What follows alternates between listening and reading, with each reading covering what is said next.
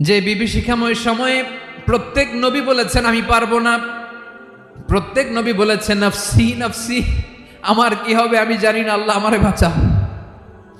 প্রতিটি নবী বলবেন নফসি নফসি, আল্লাহ তুমি আমারে বাঁচাও আমারে বাঁচাও। বিশ্বনবী মাথা তুলবেন, তুলে বলবেন রব্বি হাবলি উম্মতি, আল্লাহ তুমি আমার গুনাহগার উম্মতকে বাঁচাও। এই দুনিয়ার বুকে রব্বুল আলামিন সব নবীকে একটা করে দাওয়া মুস্তাজাবা দিয়েছেন, মানে যে দোয়া করলে কবুল হয়ে যায় সাথে সাথেই। দাও বিহা, দুনিয়ার সব নবীরা ওই দোয়াটা দুনিয়ায় করে ফেলেছে।